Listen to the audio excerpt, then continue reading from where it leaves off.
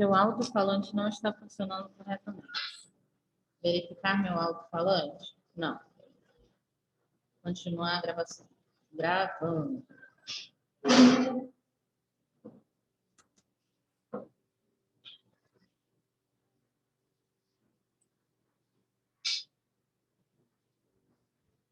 Olha, tá arrumando.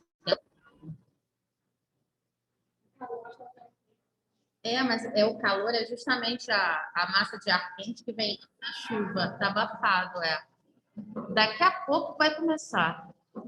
Eu saí lá do Camorex e já estava tempo bem fechado. E hoje eu tenho tanta coisa para fazer na rua. Tanta coisa, né? Na verdade, não é tanta coisa assim, mas são duas coisas bastante específicas. Nossa, que estojo lindo! Muito brilho, o estojo da Ana Luísa. E você, Davizinho?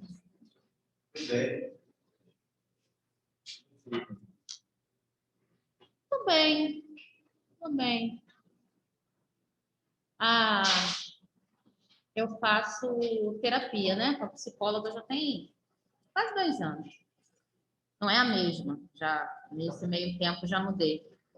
Mas é engraçado que ela toda semana a outra não fazia esse tipo de pergunta, não. A outra começava assim, por exemplo, eu ia falando coisas na terapia, ela ia me fazendo perguntas e eu ia respondendo.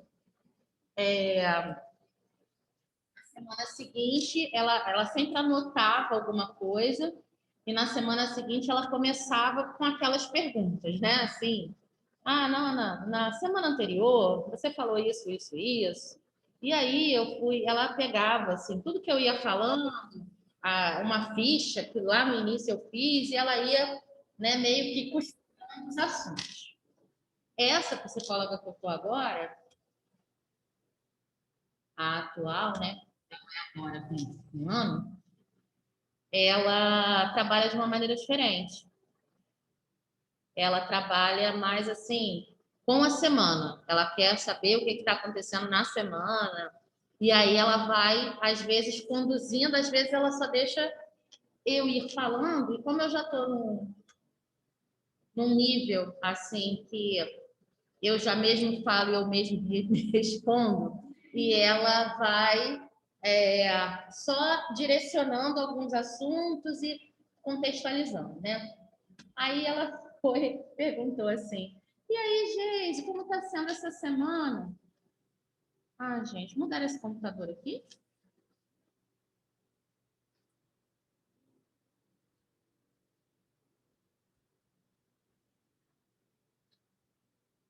Aí eu comecei a falar com ela, parei assim. Eu falei, Luana, tô bem. Tô bem, tô bem sim. Aí ela, pô, como assim? Você tem certeza também?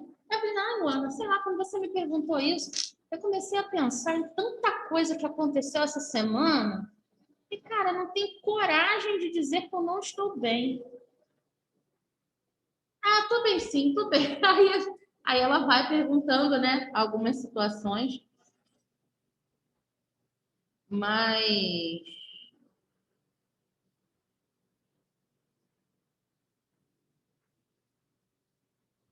eu acho que a gente está num momento assim tão, como é que eu vou dizer, frágil, né? Não, instável. Não é frágil, instável. A gente está num momento tão instável que se a gente não tiver um pouco de empatia pelas pessoas que estão vivendo do lado, a gente acaba reclamando de tudo o tempo todo.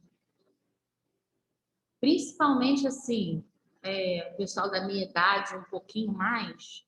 Meu Deus, como eu tô vendo gente assim, muito. Não é desmotivada, mas muita gente revoltada. E isso me deixa um pouco preocupada com o futuro. sabe? Papa Francisco, eu não consegui ler tudo, porque tinha tanta coisa para dar conta. Bom dia para quem está chegando de casa, mas o Papa Francisco ontem publicou um texto falando sobre o pós-pandemia, sobre o comportamento das pessoas, para as pessoas não esquecerem o que aconteceu. E tem e é quase uma alusão ao que aconteceu ao pós-guerra, na Segunda Guerra Mundial, né? Tantas coisas que foram estabelecidas por conta da Segunda Guerra Mundial. A gente até já estudou sobre isso, né? A questão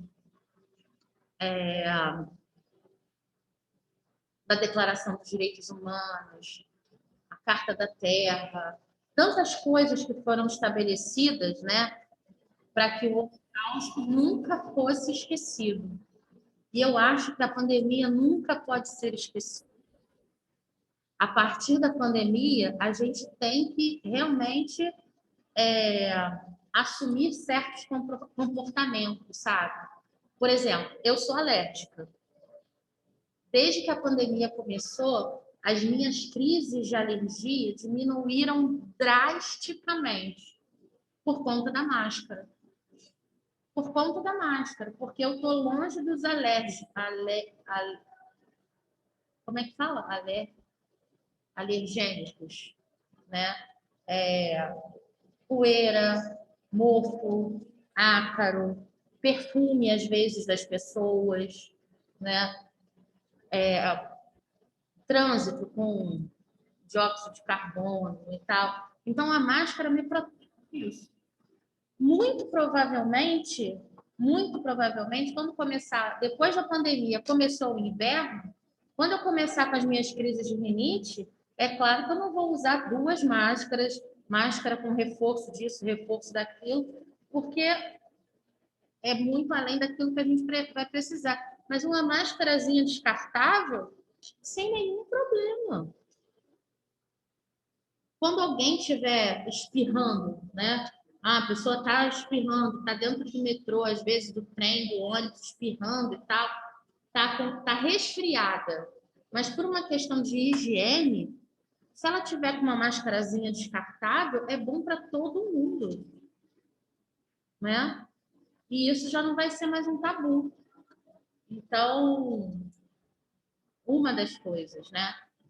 Essa questão do álcool em gel. Quando o álcool em gel ele começou a ser mais disseminado, quando teve o H1N1, 2000, 2008, 2009, eu acho. Eu não tinha Angélica ainda, acho que foi 2008. E aí começou a história do álcool em gel. O álcool em gel foi aí que começou a vender álcool em gel. Eu sempre tive álcool em gel na minha bolsa. Uma vez eu corri até o Marcelo com álcool em gel, lembra? Um bicho te picou, não sei se foi formiga ou ali na frente, na hora da oração. Um bicho te picou, caiu alguma coisa em você, o braço começou a inchar, não lembra disso não? Não faz bastante tempo. Aí pega álcool em gel, botei, esfrega, te levaram. Isso acho que foi, sei lá, 6º, 7º ano. Eu sempre tive álcool em gel na minha bolsa. E eu acho que isso é uma coisa que agora, mais do que nunca, vai ficar. Né? Enfim. Bem, o pessoal entrou. Vamos fazer a nossa oração, né, para começar o dia. Cada um dentro da sua fé, da sua crença, que possa, nesse minuto, rezar por tantas pessoas que estão doentes, estão em recuperação. Às vezes, tem pessoas próximas a nós que estão doentes, a gente nem sabe, né? E com a correria do dia a dia, às vezes a gente não sente nem falta da pessoa na rede social, alguma coisa assim, e aí quando você vai ver a pessoa está doente, ou tem algum parente doente, tem alguém que está precisando de oração, que a gente nesse momento possa colocar também, e pedir esperança, principalmente para quem está aí muito desiludido com a vida, que a gente possa sorrir. Vocês, jovens, Sorriam. Levem sorriso para as pessoas, né? Falem as besteiras de vocês, façam as brincadeiras de vocês, brinquem com as crianças menores, sabe? O sorriso de vocês encanta as pessoas, né? Elogiem, mandem abraços virtuais. Vocês podem ter certeza que tudo isso vai valer a pena. Nós estamos reunidos em nome do Pai, do Filho e do Espírito Santo. Amém. Pai nosso que estais nos céus, santificado seja o vosso nome. Venha a nós o vosso reino, seja feita a vossa vontade, assim na terra como no céu. O pão nosso de cada dia nos dai hoje. Perdoai as nossas ofensas, assim como nós perdoamos a quem nos tem ofendido. E não nos deixeis cair em tentação, mas livrai-nos do mal. Amém. Ave Maria, cheia de graças, o Senhor é convosco. Bendita sois vós entre as mulheres, bendito é o fruto do vosso ventre, Jesus. Santa Maria, Mãe de Deus, rogai por nós, pecadores, agora e na hora de nossa morte. Amém. Padre Butinhá, intercedei por nós. São José, rogai por nós. Nós estamos e vamos permanecer sempre unidos e reunidos em nome do Pai, do Filho e do Espírito Santo. Amém. Então, a gente vai começar hoje um assunto que eu particularmente, e na turma do ano passado a gente se divertiu um bocado falando sobre isso. Hoje eu não vou conseguir passar o vídeo, mas eu vou botar na plataforma e aí conforme for na semana que vem, eu armo um esqueminha aqui para passar o vídeo para vocês também, né? Essa sala é um pouquinho menor, então a distância do computador vai ficar menor, vai dar para vocês assistirem bem. Bem, a gente vai começar a falar sobre a questão da comunicação, principalmente a comunicação oral, né? Desde os primórdios da humanidade, o homem se comunica de forma oral. Mesmo antes de ter uma linguagem estabelecida, uma língua estabelecida, né? Porque o que é uma língua? A língua é uma sequência de códigos que você cria padrões, estabelece padrões, e a partir dessa sequência de códigos, que podem ser códigos visuais, quando você escreve, ou códigos orais, quando você fala, emite sons, né? Você começa a formar inicialmente palavras, expressões e depois textos completos, né? Dentro da linguística, existem vários estudos que são bastantes. Oi, tudo bom? Acorda, querido. Tudo bem? Tem certeza? Não, mas eu não quero só que você me ouça. Eu quero que você me olhe. Eu quero que você se empolgue. Eu quero que você fique feliz. Depois a gente vai conversar. Esse olhar aí tá esquisito para mim. Conheço vocês, meninos.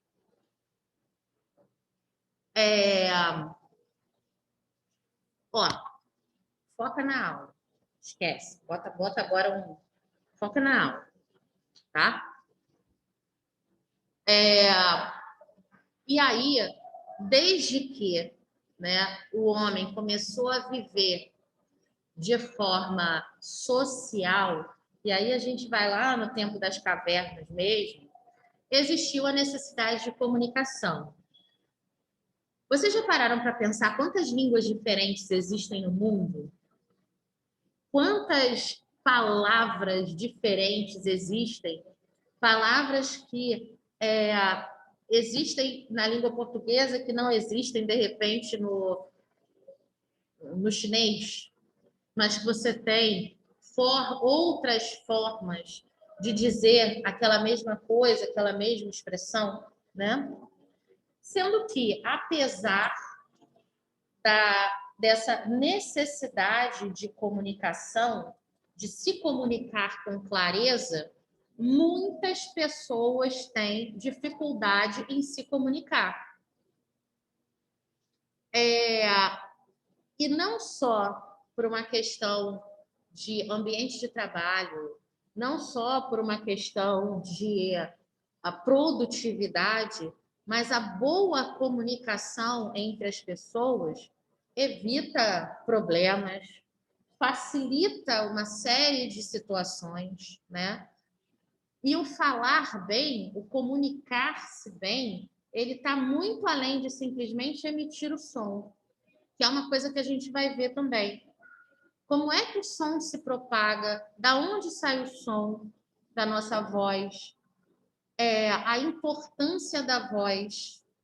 Né? Eu vou colocar uma espécie de uns testes para vocês. Vou colocar vozes famosas para ver se vocês adivinham. E isso é mais para frente, tá? Para ver se vocês percebem as particularidades da voz de cada um, né? Meu marido se apaixonou pela minha voz. Sério. Ele era meu estagiário, né? Acho que eu já contei isso para vocês. Ele era meu estagiário na empresa. Aí eu já tinha mais tempo de empresa que ele entrou para ser meu estagiário e eu fui treiná-lo. E a gente trabalhava numa empresa de atendimento ao cliente. E ele ficava me ouvindo no telefone para ver como é que a gente atendia, qual era a dinâmica do atendimento, né? O passo a passo e tal. E ele falou, nossa, essa mulher fala com uma voz bonita, um jeito de falar, de impostar a voz. A primeira coisa que ele se apaixonou foi pela minha voz. E as pessoas, elas acabam tendo a sua própria identidade vocal. Né? Tem gente que fala mais baixo, tem gente que fala, já tem um tom de voz muito alto, né? Tem até um meme. Eu acho que foi o Thales, na época, que passou isso para a gente. Eu não falo gritando, eu sou professor. Já perceberam que todo professor fala meio alto? Parece que está dando aula? Até em casa também. Às vezes as meninas falam, mas você não está dando aula, não. Agora eu já me policio mais, mas tem horas que você começa a falar como se você estivesse dando aula. É o cérebro que faz essas conexões, né? Então, eu vou começar a fazer a leitura aqui. Eu gostaria que vocês participassem, que vocês falassem, se comunicassem, né? E qual é o objetivo dessas aulas? É fazer com que vocês, quem já tem habilidade ao falar, ótimo, maravilhoso. Vai aprimorar ainda mais. Quem não tem essa habilidade, quem é mais tímido, né? Vai aprender algumas técnicas para organizar o pensamento na hora de falar. Na hora de falar, já que você é tímido, você seja coeso e direto naquilo que você quer falar, porque aí você poupa tempo falando e aí também você está trabalhando a sua timidez, né? E algumas situações também que são fundamentais na hora que você está falando. Por exemplo, eu estou aqui falando com vocês, eu tenho que olhar aqui de vez em quando, dar atenção a quem está aqui, mas eu não posso olhar para a tela, eu tenho que olhar para o microfone. Bom dia. Microfone. Ah! Como é que é o nome desse negócio aqui? Câmera. Eu tenho que olhar para a câmera, tenho que me preocupar com o microfone também, mas eu tenho que olhar para vocês e eu gosto de fazer o contato visual. O contato visual é muito importante, né? Essa questão da câmera na aula online, isso é fundamental.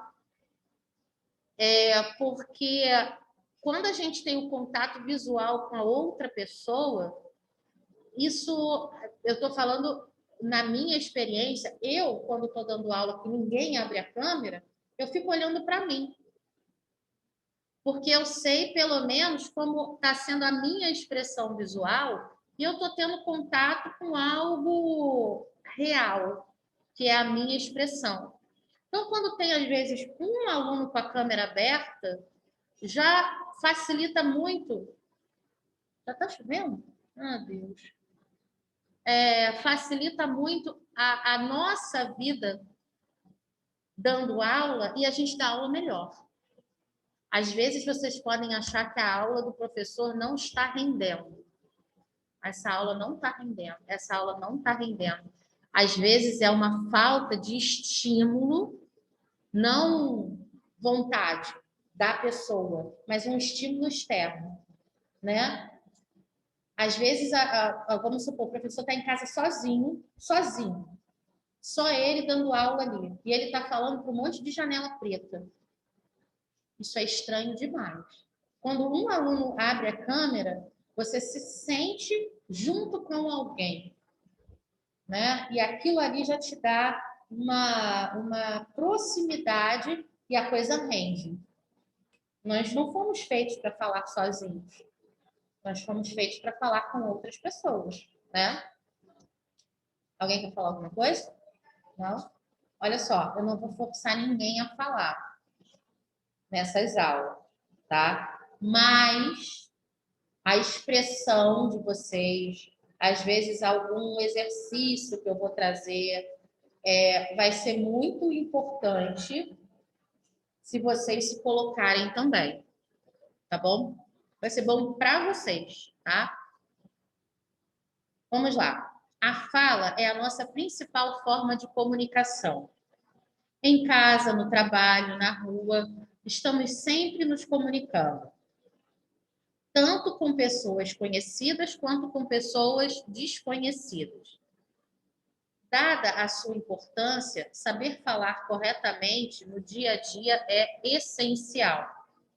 Assim podemos nos entender melhor e convivermos de forma mais harmônica e produtiva. Gente, o que é um bom dia bem dado? Né? Um bom dia bem dado salva uma vida. É sério? Né? Às vezes você vira assim, aquele dia que você está na bad, você está na... Isso aí mesmo. E a pessoa passa por você assim, bom dia. Caraca, ela me viu, né? Isso salva vidas. E fora que, assim, algumas pessoas vivem tão sozinhas, na sua bolha, ou mesmo nas suas casas, né? Que às vezes elas não falam com ninguém por dias, por horas. E quando você sai na rua e dá um bom dia para ela, o mundo se abre. Então, acho que é o primeiro ensinamento. Bom dia, boa tarde, boa noite. Sabe as palavrinhas mágicas? Tinha uma musiquinha, né? As palavrinhas mágicas. Não conhece essa musiquinha, não? Vocês não tiveram infância, não? Ah, pelo amor de Deus, vou botar as palavrinhas mágicas para vocês. Mas, enfim, começa por aí, né? A importância de se comunicar bem. Quando digo falar corretamente ou falar bem, não me refiro especificamente a seguir minuciosamente todas as regras gramaticais da língua portuguesa, e sim conseguir passar o seu recado com clareza e ser entendido pelo interlocutor, é claro, interlocutor, ponto. Vem, filho, vem, toma muito bem.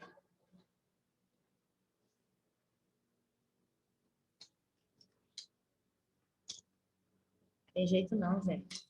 4.1 chegando, está cada vez mais difícil. Hã? Eu não sei o nome desses negócios, não, mas o meu problema é de enxergar para perto. É miopia ou estigmatismo? Eu não sei. Miopia para longe? Ah, é, porque a Angélica está com problema de enxergar para longe e ela botou óculos por conta de miopia, é isso mesmo. Então deve ser astigmatismo que fala, né? Não sei. Eu só sei que está dando ruim. Oh, que delícia! Vamos lá.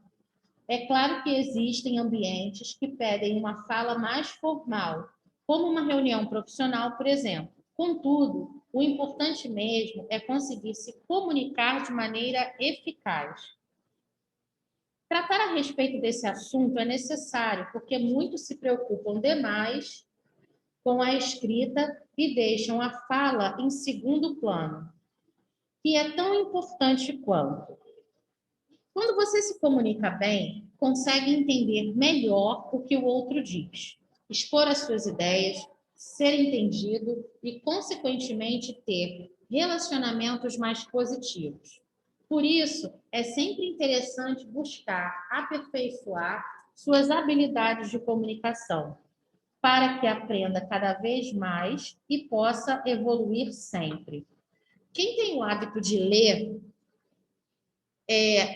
escutando a sua voz interna, sabe o que é isso? Você também? Também? Mais alguém? Já fizeram essa, Marcelo também? Essa experiência é fantástica. É estranho. É estranho? Por quê? Sei lá, pelo menos quando eu tentei fazer, eu escutei um eco estranho, deu um susto na hora e eu parei. Aí eu comecei a ler de novo em voz alta. Essa experiência. Explica pra gente, Valente, como é que é? Tipo, eu não sei explicar porque eu sou muito lerda pra essas coisas. E eu tô com sono também. Só que quando eu tentei fazer isso, sei lá, parecia que eu tava. Que eu tinha me desligado do mundo e que só eu tava me ouvindo. Foi muito estranho. É porque a gente não costuma perceber que a gente ouve a nossa voz. E outra coisa, a voz que a gente ouve não é a voz que as outras pessoas ouvem, né? Então, assim, a minha sogra, ela tem problemas de audição, né? Ela tem até implante coclear, peço até orações por ela, tá no hospital, tá praticamente terminal. A gente está esperando Jesus chamar, né? Tá bem complicado. Mas, assim, ainda está entre nós, então tem que falar dela sendo, na verdade, ela ainda é. Ela tem implante coclear e ela sempre, antes de botar o implante com aquele aparelho normalzinho, ela dizia que a minha voz era muito aguda. Ah, porque os seus agudos, a voz que ela percebia minha era muito aguda. E depois que ela botou o outro aparelho, né, que é o do implante, ela dizia assim: Nossa, a sua voz é muito diferente. Porque o aparelho, aquele aparelho normal, aliás, a gente vai falar sobre isso também, tá? A questão do surdo-mudo e tal. É, ela, ela ouvia de forma mecânica, né? E aí, depois que ela botou o aparelho, que é um aparelho mais sofisticado, ela passou a ouvir os sons mesmo do ambiente como eles são. E ela dizia assim: Nossa, a sua voz é muito diferente do que eu ouvia antes. Né? Então, assim, quando a gente faz essa experiência de ouvir a nossa voz interna durante uma leitura, por exemplo, você começa a perceber como você fala. E é por isso que às vezes a gente se assusta. Fala, Ana Luísa. Eu não consigo descrever a voz da minha cabeça. Eu não consigo descrever.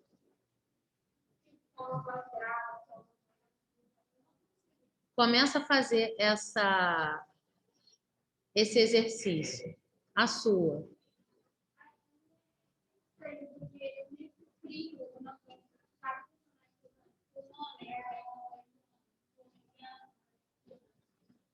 E se você. Eu imagino os personagens do filme. Já reparei que são totalmente diferentes, mas outra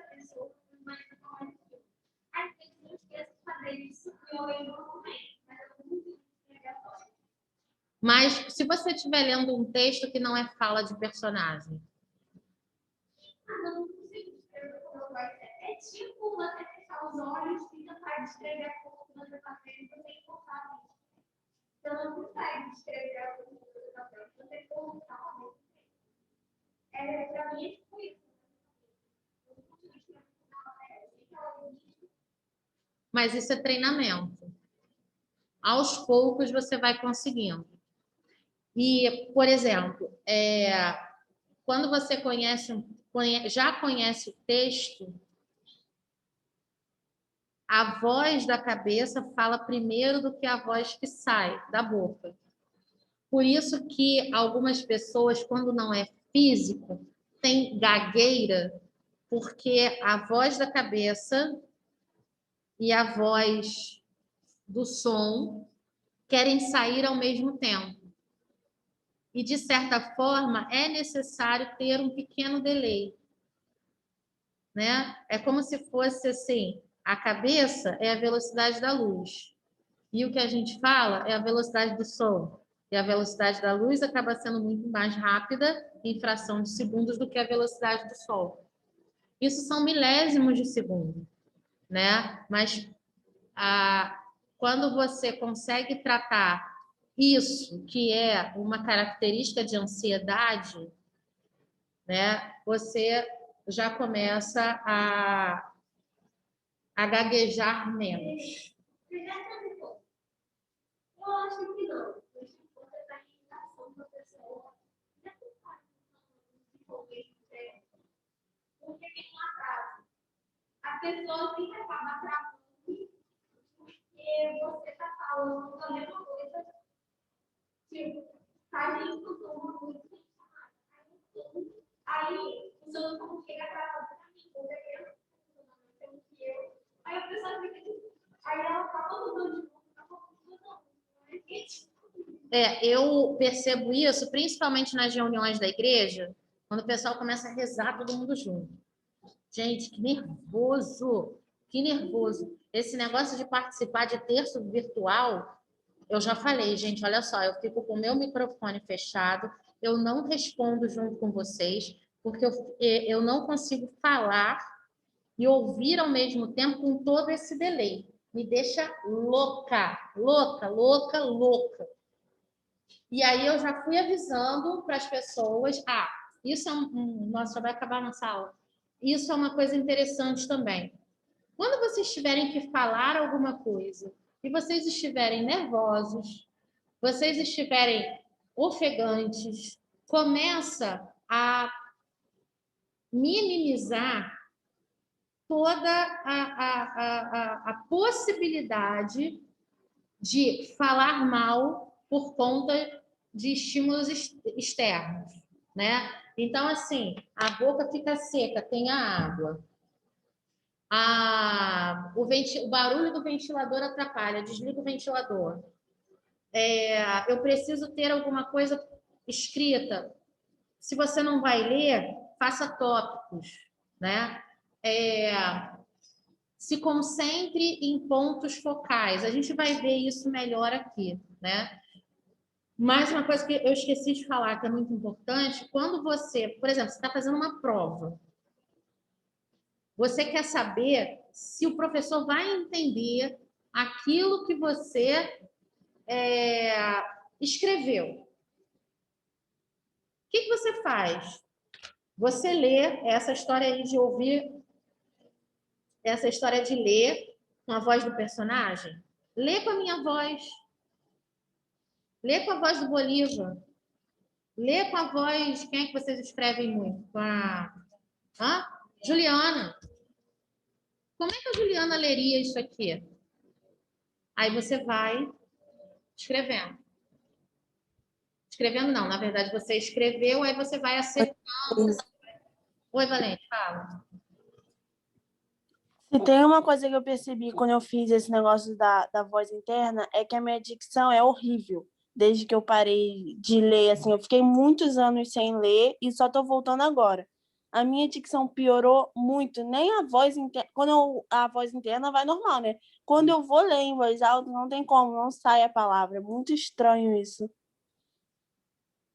Isso é um trabalho que você pode pedir a ajuda de uma fono para te ajudar, ou, né, não havendo a possibilidade de ter um profissional, começa a exercitar a ler em voz alta com mais frequência. Isso ajuda também. Quando você estiver fazendo, por exemplo, uma redação, você fez a redação, lê em voz alta para você se ouvir. Às vezes você vai ver que tem cacofonia, né? Que você está falando algumas expressões que você está falando e a gente faz às vezes muito isso em texto, né? A apresentação durou 30 minutos porque ao apresentar o apresentador, ai que saco esse texto. A apresentação durou porque ao apresentar o apresentador muito apresenta, né? E você escrevendo, às vezes você não percebe que o texto está pobre de sonoridade. Porque os bons textos são aqueles que têm boa sonoridade. Tá aí música, poesia. Por que a gente... 8 horas. Por que a gente